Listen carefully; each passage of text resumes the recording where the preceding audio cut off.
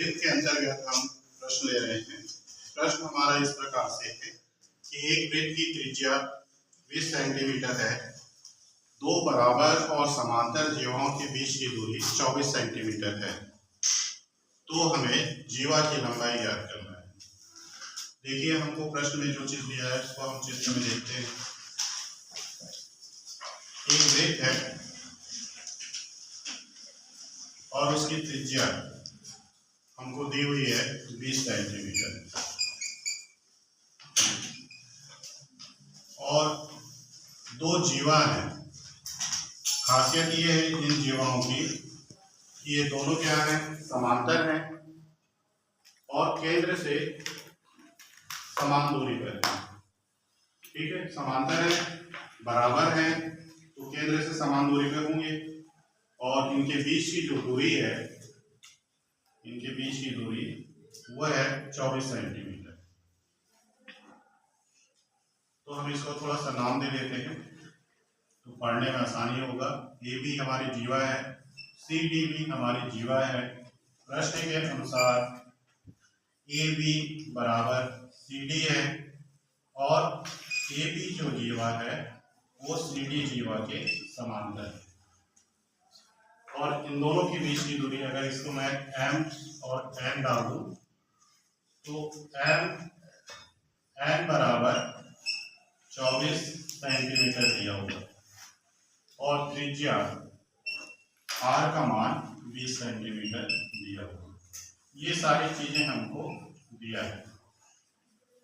हमको निकालना क्या है, तो जीवा की लंबाई निकालना है, मतलब ए से बी तक की कितनी दूरी होगी ये हमको बताना है। तो यहाँ पे देखिए, दो जीवाएं हैं जो बराबर हैं और समांतर हैं, इसका मतलब केंद्र से वो समान दूरी पर हैं। अब इनके बीच की जो दूरी है वो है 24 सेंटीमीटर। इसका अर्थ क्या है, एम एन बराबर 24 सेंटीमीटर,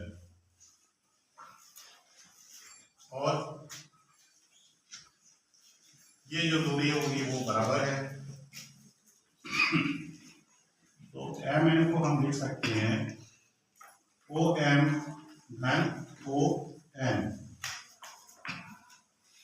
ठीक है, ऐसा क्यों लिखे, क्योंकि जीवा जो है बराबर है और समांतर है, तो यहाँ पे केंद्र से दूरी जो होगी दोनों जीवाओं की बराबर दूरी पे होगी। ठीक है, तो ये हो गया हमारा 24। तो यहाँ पे ओ एम की जगह पे ओ एन यूज कर ले सकते हैं हम, क्योंकि ओ एम बराबर हमारा ओ एन है, ओ एम बराबर ओ एन है। तो ये हो जाएगा 24 बराबर 2 ओ एन, तो ओ एन बराबर 24/2 बराबर 12 सेंटीमीटर। तो ये आपको दूरी मिल गई है 12 सेंटीमीटर। और हम ये पढ़े हुए हैं कि केंद्र से कोई भी रेखा अगर हम खींचते हैं जीवा पे तो वो लंबवत होता है। तो यहाँ पे क्या होगा, लंबवत होगा इस सेंस में, जब ये और ये बराबर भाग में विभाजित करते हैं। ठीक है, तभी लंबवत होगा। तो यहाँ पे देखिए, ये दोनों रेखाएं समांतर है, बराबर दूरी पे है।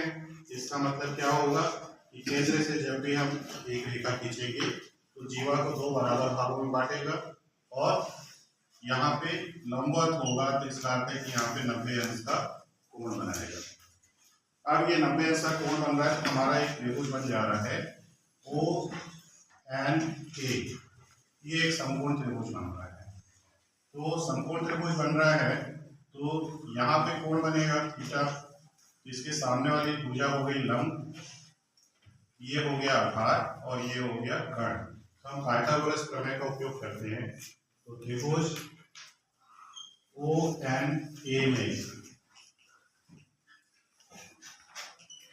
पाइथागोरस प्रमेय से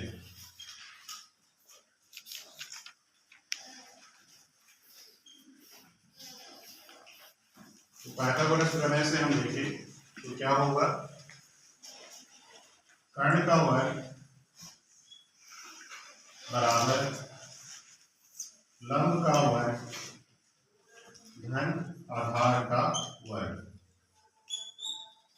तो यहाँ पे देखिए कर्ण हमारा है 20, तो 20 का वर्ग हो जाएगा, लंब है 12, तो 12 का वर्ग और आधार हमको निकालना है, तो आधार का वर्ग। 20 का वर्ग 400, 12 का वर्ग 144, आधार का वर्ग। तो हमें मिलेगा आधार का वर्ग 144 को हम ट्रांसफर कर देते हैं, पक्षांतर करते हैं, तो हमको मिलेगा 400 ऋण 144 बराबर 256।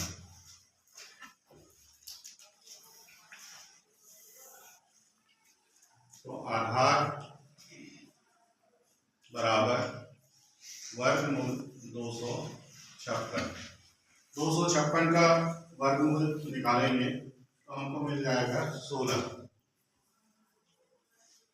ये हो गया आधार 16 सेंटीमीटर। यहाँ पे देखिए क्या चीज निकला है, ए एन का मान निकला है। ये एन ही हमारा आधार है इस त्रिभुज में, ए एन का मान 16 निकल गया और ए बी हमारा क्या है, जीवा है, इसी की लंबाई हमको निकालना है। तो ए बी को हम क्या लिख सकते हैं, A N plus N B, और हमने बताया कि ए एन बराबर एन बी है, इसलिए क्या हो गया 2am हो जाएगा, और ए एन का मान कितना आया है 16, यहाँ पे 16 लिखिए, तो ये हो जाएगा 16 दूनी 32 सेंटीमीटर। तो ए बी जो हमारा जीवा है उसकी लंबाई हमको मिल गई है 32 सेंटीमीटर, और हमारा प्रश्न भी क्या पूछ रहा है, जीवा की लंबाई। इस प्रकार से हमने इस प्रश्न को कुछ मूलभूत तथ्यों के आधार पर हल किया है और जीवा की लंबाई निकाली।